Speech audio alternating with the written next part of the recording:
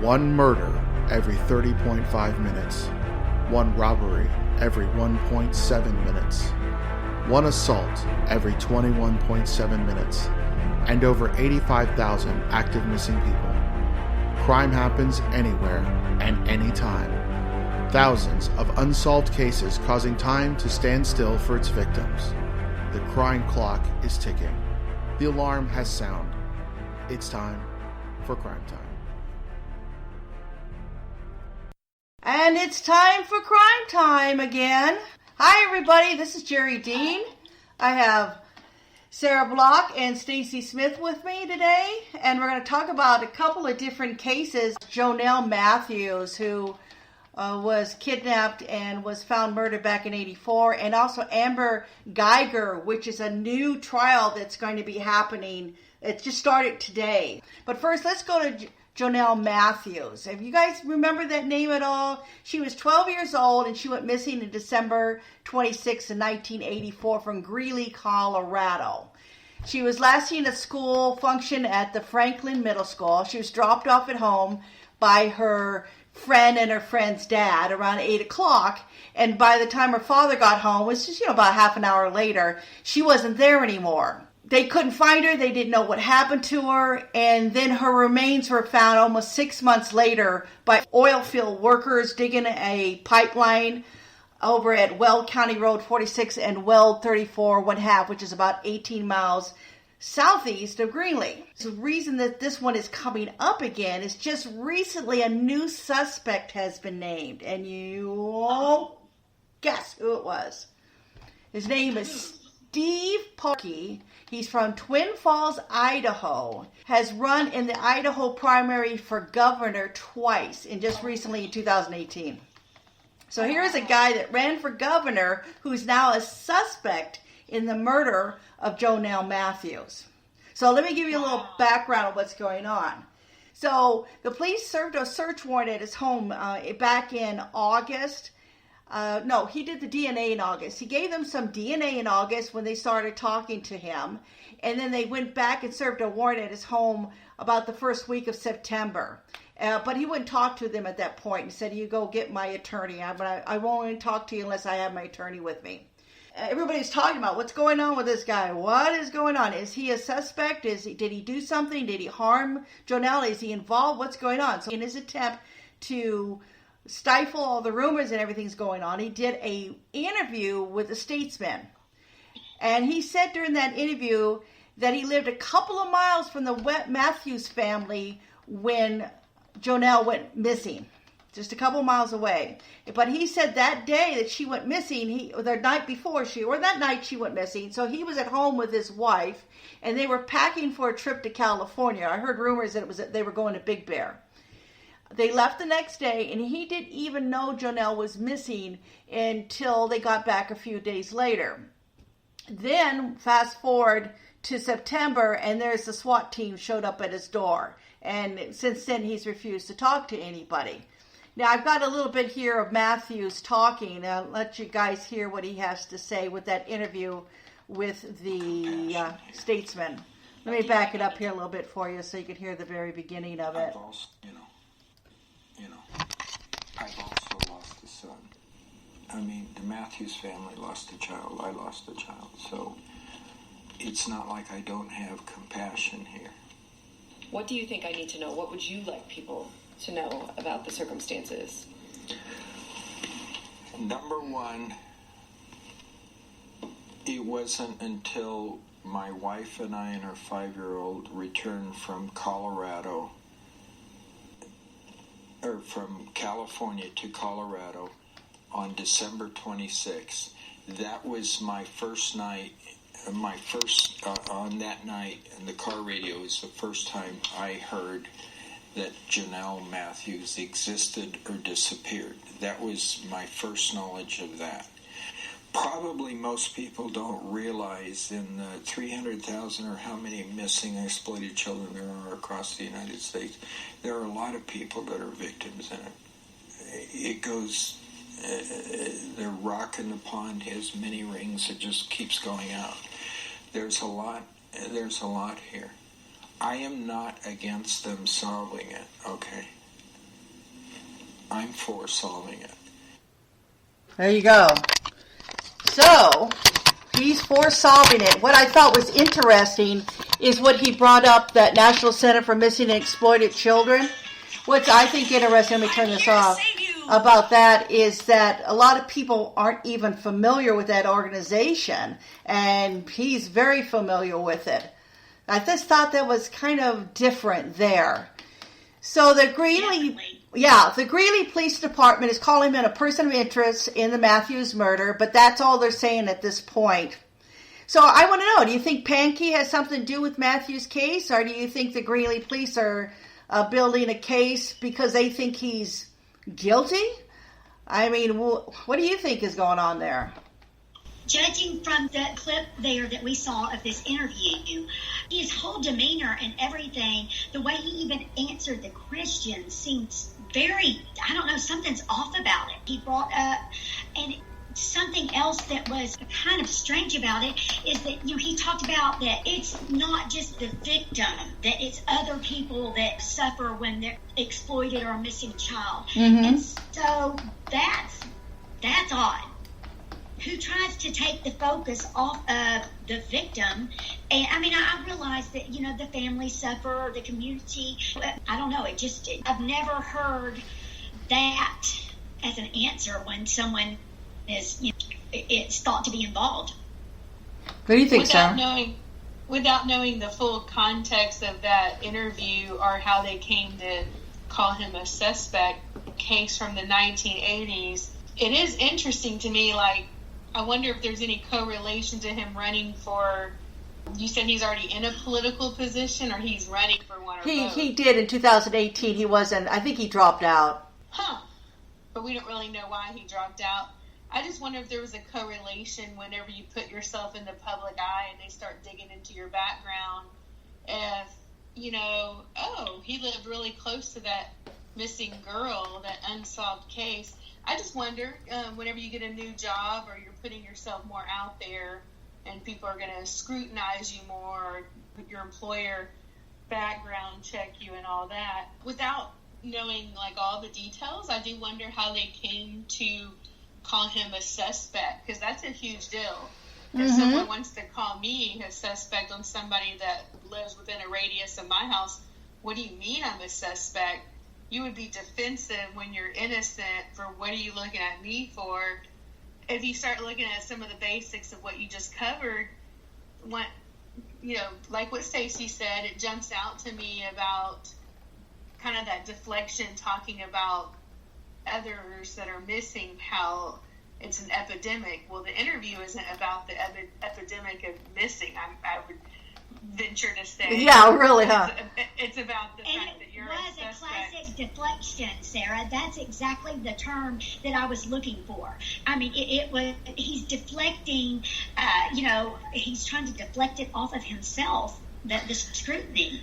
If you're guilty, it doesn't really look good to do an interview and somehow come across sounding guilty, because the other deflection was... Don't think that was his intent.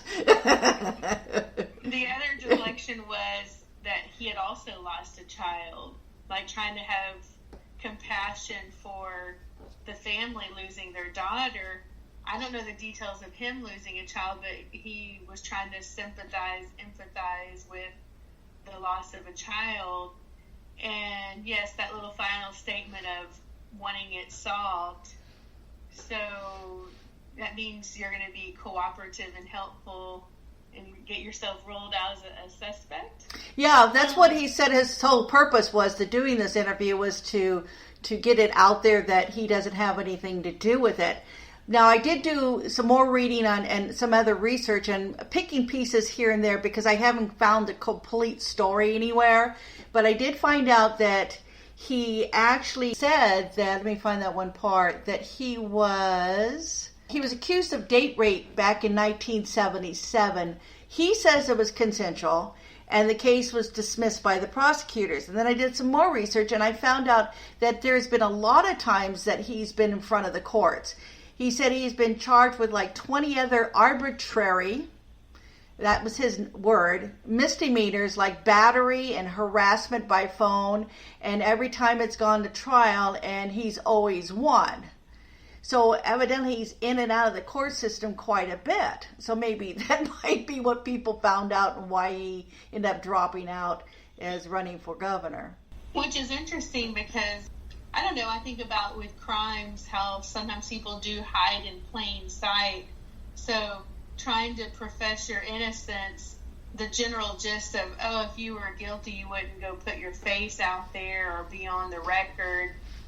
But that's the thing. If you feel above the law or above being caught or think that helps you look more innocent to do it, then that looks like more of a ploy. Yeah.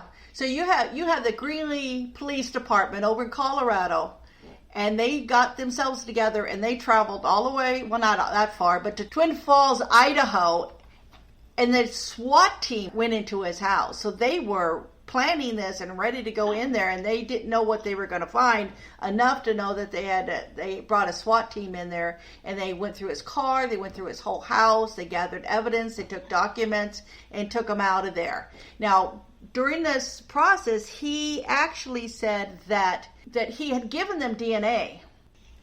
So he did go and give them, I've heard, two of the things that's kind of confusing to me, and I'm not clear on this either, because there's, like I said, when I do the research, there's a lot of information that is said in one article but not in the other.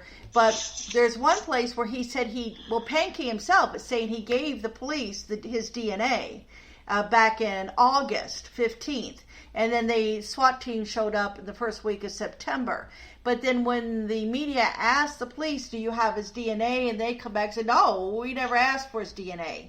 Well, maybe they didn't ask for it, but maybe he voluntarily gave it, and this is why everything is leading to this. But then, if there was DNA evidence and it was positive, I'm sure he wouldn't just be a person of interest.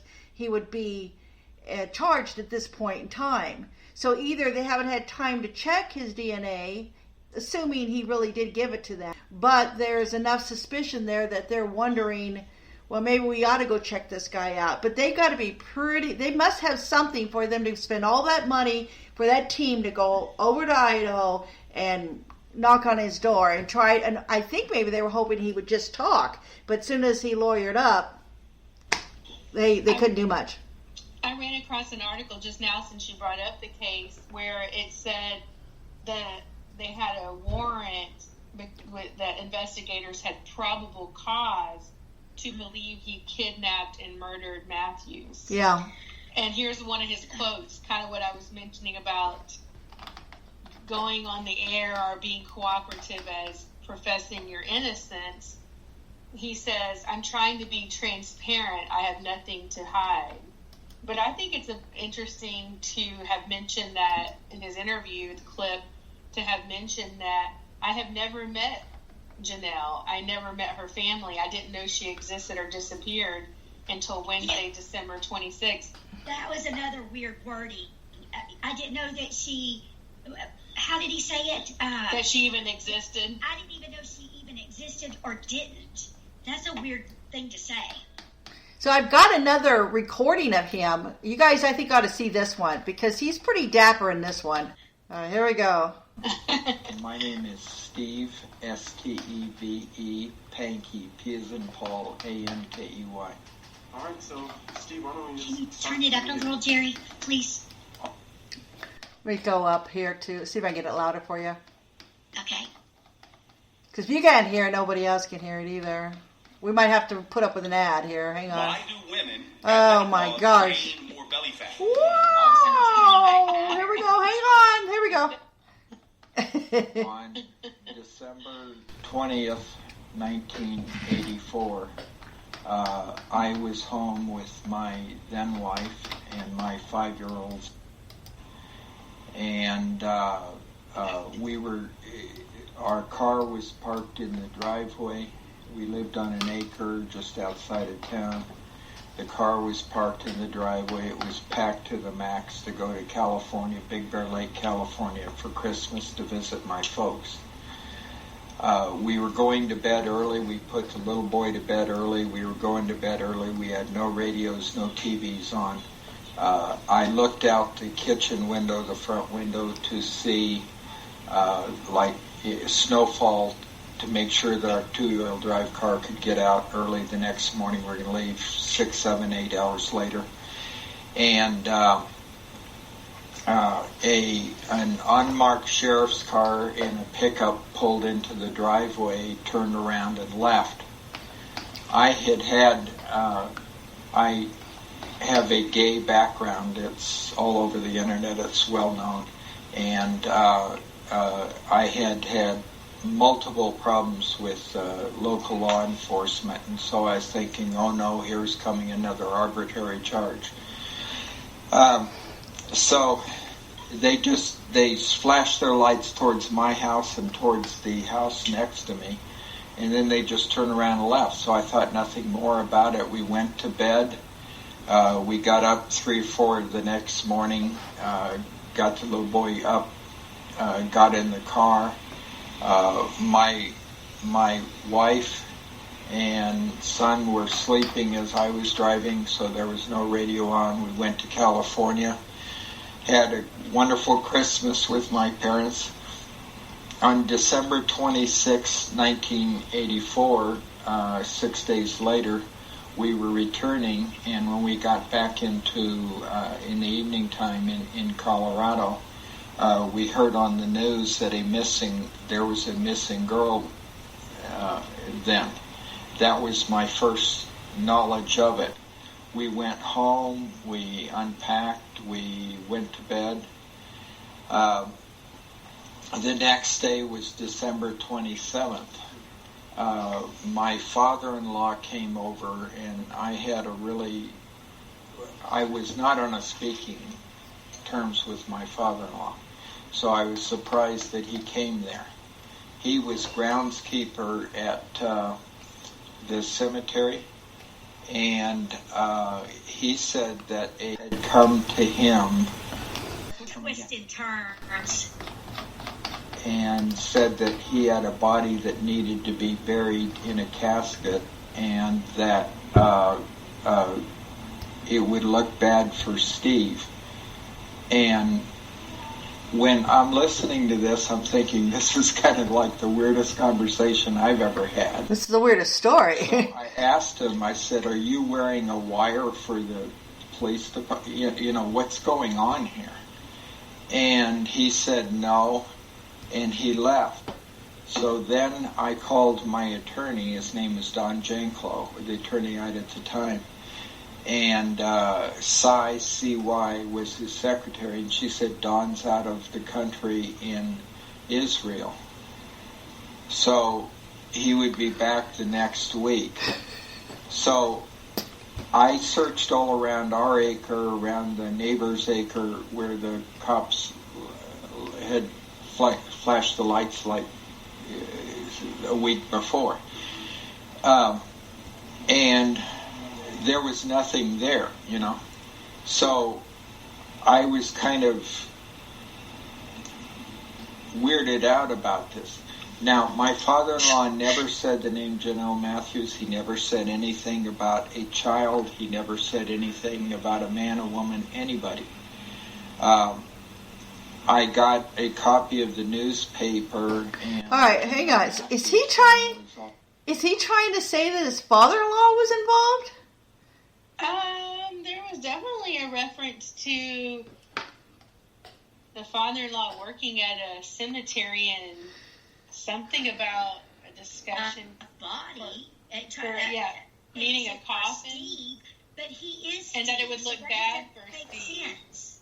That doesn't make sense. This thing goes on for an hour. This is I didn't realize how long this was. Oh, here we go. Who was a credit union manager who was gay, who was a friend of mine. Okay, I'll put it that way. He was a friend of mine. I'll put it that way. He's a friend of mine. I'll put it that way. So that went to a jury trial. Not my banker. My special friend. Making phone calls to her, harassing phone calls. That went to a jury trial. And, I was charged with driving 60 miles an hour in a 25 zone, which was a misdemeanor. All three of those went to jury trials. All three times the jury heard the evidence, picked a foreman. All right. And then...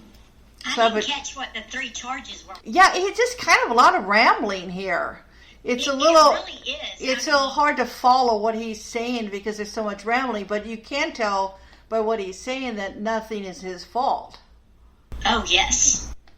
You know, it's everybody else. It's not me. And then what was that reference earlier that about everybody knows me on the internet? His gay history. His gay history, and he's a married man with a couple of kids, but he has a gay history. You know, vive la différence, but I don't know what all this has to do. You know what I believe that is? I think it's smoke. That's what I call a smoke. He's trying to cloud the water. You know, he's trying to say, "Oh, I'm a gay man, so I couldn't have been the person that the predator." Might get it, Or, yeah. Well, or a bi man, but just still, we don't. Are we concerned Well, he about referred to his himself sexual status? as a gay man. He didn't, when he's referencing himself, he says, "Everyone knows I'm gay." I think it's interesting how he refers to his son as the boy. I did too. I noticed that, and he did that only one time during that whole time that he was discussing his son. He only one time referred to him that way. The rest of the time he goes that boy like it was someone they had to go on the trip with him or something. Now, was it a mention of a 5-year-old daughter? Does that mean his son was younger than the 5-year-old? It might have been. He did. I know he had more than one child. I know that. I think I saw 4 children he had, or still has. Well, he would have 3 now with the one son that, from what I gathered, was in college and he was shot and killed by his girlfriend, the son's girlfriend. And that was about 2008 that was. We scoot it up a little bit more. You can definitely see why this is the buzz. All right, let me back it up just a hair because he's talking about the police now. My front door. And he said yes. And I was surprised because I said to him, you were told not to talk to me. I thought that it was my ignorance, but I thought that they couldn't talk to me if the police... I thought the police couldn't talk to me if they were told to talk to my attorney. And he said he wanted to talk to me. And so I said, "Who all's with you?" And he said, Detective Mike Prill is with him. Now, these are both Greeley. It was not at Twin Falls. No Twin Falls, no detective has ever talked to me. Wait, why do I recognize that name? Except John Dawson. Greenlee? That's where it happened. Greeley Police No, Department. the Prill. Oh, all right. The officer or the detective's name. Is that familiar to either of you? Okay. I don't know. And when he told you who else was with him? I said I'm going to call my attorney and ask him. So I called my attorney, got him on the phone.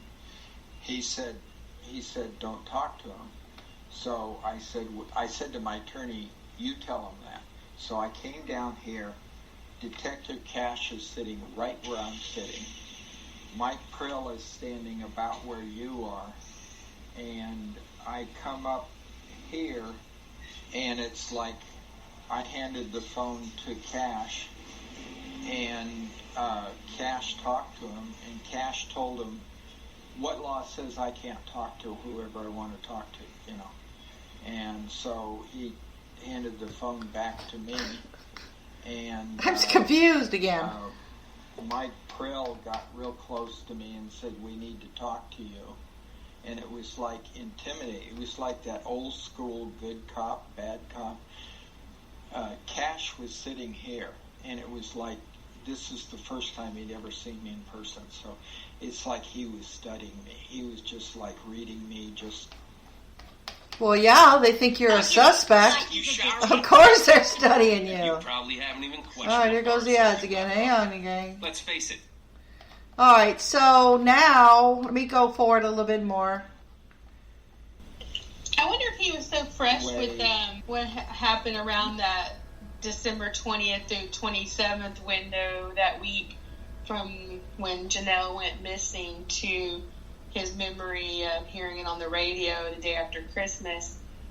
I wonder if he had been questioned at the time, if that's how he has such clarity of the packed car, which I looked up what kind of car it was, and I laughed because it was a 1980 Toyota Corolla, and my sister and I used to share one of those, and it got nicknamed. It was only 12 years old when we drove it, actually. I say only, but we thought of it as a very old car as teenagers, and people would call it the Toyota Crapola. Anyway, it's sort of or an aluminum can on skates. That was the car that they supposedly had packed up to go on that trip as a family.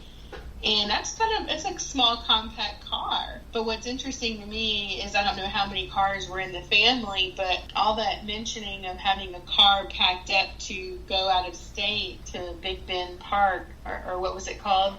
The California. I think I heard it was Big Bear, yeah. Big Bear. Yes. And that's where, when you're in California, Los Angeles and San Diego County go up to Big Bear because that's where the snow is. And it's a good place where you go skiing. Okay. So they spent Christmas at Big Bear, I guess. But it is fascinating that he has some of this recollection of conversations and weather and learning about someone missing. It is interesting that for something such a cold case, where you would, if you were questioned for the first time, you'd be like, I don't remember. Oh, yeah, for sure. It said he lived 2 miles away from the Matthews family house, so that's not quite the same as being on the same street, but 2 miles away. But anyway, it's interesting in terms of...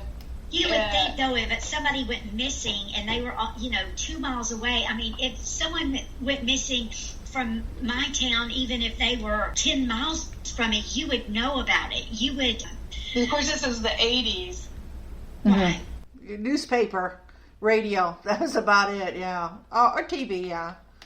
The next day. Let me see what else he says. But it might have been a little delay, but you definitely heard if there was a missing teenager. Yeah, they probably go door to door looking around. Yeah, if the police were actually at his house that night, and he's saying if they were actually there, were they actually there because they're looking for Jonelle? I don't know. Do they know more about him than he's saying? I don't know. This is assumption on my part. Is he trying to say, they're picking on him? Yeah. They've charged him with all this other stuff, and so that's why they're making him a person of interest? Or is he trying to say, maybe because he has an alternative lifestyle that he's... That too, yeah. I think all of that. Yeah. Is he saying, I shouldn't be a suspect because, I'm a gay man and everybody knows it? Mm-hmm. All right. Because,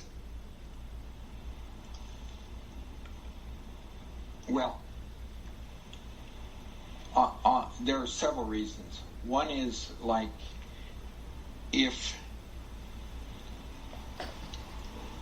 this is the way missing and exploited children are handled, okay? It's not the way to win friends and influence people, and no wonder a whole lot of them aren't resolved, okay? So I think there needs to be a national conversation about that. Oh.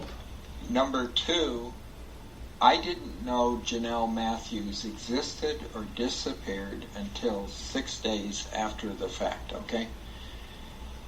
And any information I have, which is just simply one conversation, it revolves around a cop. Nobody seems to want to know anything about what a cop does. You don't cross the blue line. So... I don't understand that. What's he saying there? Whatever the judge... He's criticizing the way the case is being handled. He's saying that if this is the way all missing person cases are handled, it needs to be taken to the national level because he thinks it's being handled incorrectly, that they're zeroing in on him when he has nothing to do with it. That's what he's saying. And then not crossing the blue line. And about the blue line. That sounds like not questioning law enforcement for doing what's right or doing it right. Okay. All right, let me go a little bit more. It's interesting his commentary on the missing and on law enforcement. You know, I've never seen the affidavit that they have. I think it's probably baloney, but they won't give me that. They won't give it to my attorney. But what I'm getting at is if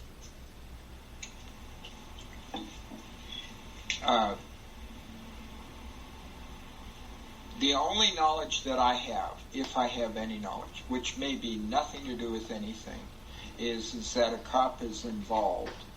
And that's the thing that if I were ending up in if they can get a search warrant, they can get an arrest warrant, okay?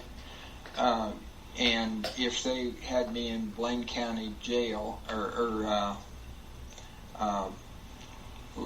Weld County Jail there, you know, and if all of a sudden I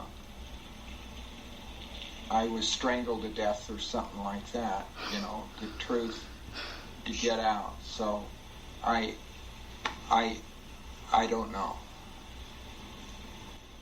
Well, my question is, I see what he's trying to say there, but my question is, why would they be going back after him now after all this time? If they're the ones that are stirring this thing back up again, is the police going after him. If they were trying to hide something or wanted it to go away, they wouldn't be going after him. They would be digging that up again.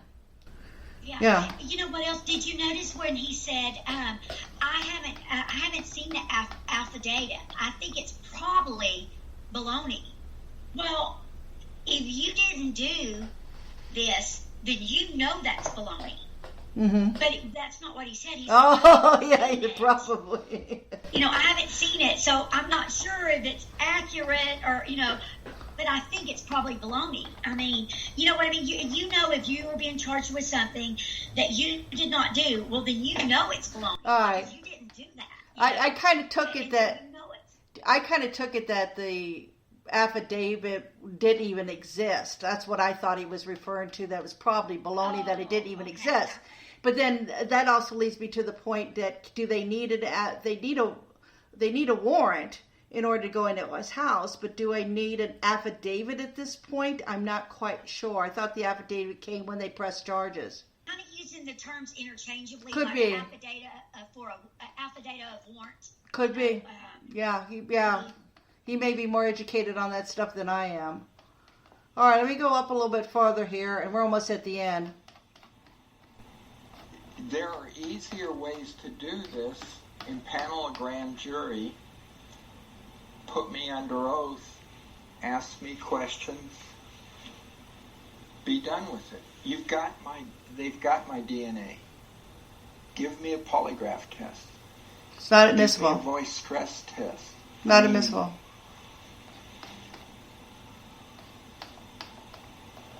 You know what? It is kind of odd that he's volunteering for that. He knows it's not admissible, but it would still be in the public eye.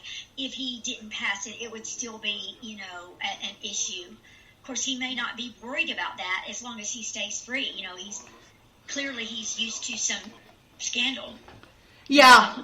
This is another thing. It looks like he was all right in the beginning, and now we're going in towards the very end of this, and you can see he's pretty wore down at this point.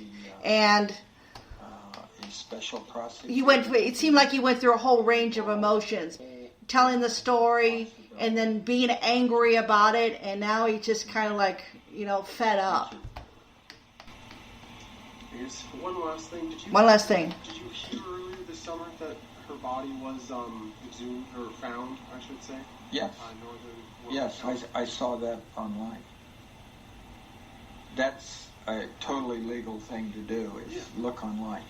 Yeah. When a Greeley cops come to you and accuse you of, or want to talk to you about this, it's a pretty prudent thing to go online and check on what's the updates. Yeah.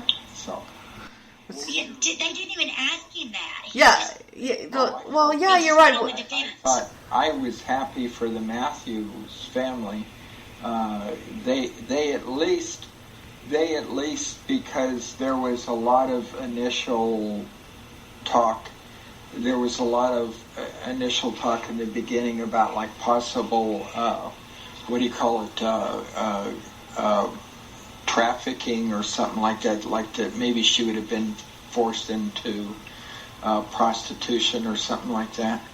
I mean, when you're a parent and you know what happened to your murdered child, like me, that's bad enough. Okay, you live with it the rest of your life. But if you have a young girl and you've got these rumors going out there, possible forced into...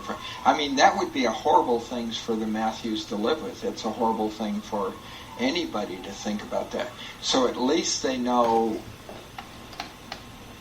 I mean, they know for sure that she's gone. And they've got her remains. They've buried her with dignity in a cemetery. So I am very happy for her. That's when I did the who, why, because, I think getting the United States attorney involved in here. When you're talking about making deals, my relationship with the Greeley police is, it's just in your face all the time, okay? It's either you're crazy and from up here, from my Idaho side, it's either you're crazy or you did it. I mean, it's just two polar opposites. That's not the way it is, and so... Oh. When did you move away from Colorado? Did you leave? I left in, 86? I believe it was late 1986 or early 1987. Yeah, that matches what he said before. To Ketchum, you said, I believe? No. Okay. No, we moved... my then wife was pregnant with our second son, Carl, who was murdered later. But we moved to South Texas. Then we moved to Big Bear Lake, California. Then we moved to Portland, Oregon. Then we moved to Ketchum. All right, well, that's it. Well, so we spent a good portion of the show on this. That's it. We got it. We wrap. We're going to make this show a wrap, and we will see you guys next week. And thanks a lot. It was good talking to you guys and discussing this show. Bye. And don't forget to find us on Facebook and iTunes and YouTube and all over. Just look for Crime Time Talk, and you'll find us. And thanks for listening, everybody. Thank you. Until next time. The views expressed on this podcast are personal opinions only. While all attempts are made to present accurate information, it may not be appropriate for your specific circumstances, and information may become outdated over time. Crime Time Podcast does not assume any liability with regard to results based on the use of information provided here. Furthermore, advertisers, commentators, and linked sites are solely responsible for their views and content, which does not necessarily represent the views of Crime Time. We welcome you to download and play the podcast and share with others for personal use. Please acknowledge the Crime Time Podcast as the source of the material. You may not, except with our express written permission, distribute or commercially exploit the content. The information is provided by Crime Time Podcast. We endeavor to keep the information up to date and correct. We make no representations or warranties of any kind, express or implied, about the completeness, accuracy, reliability, suitability, or availability with respect to the website or the information, products, services, or related graphics contained on the website for any purpose. Any reliance you place on such information is therefore strictly at your own risk. Thank you. And by all means, shove a few more words into these paragraphs so that I have to read complicated, comma-placed statements throughout the entire document and then try to accordingly on tape.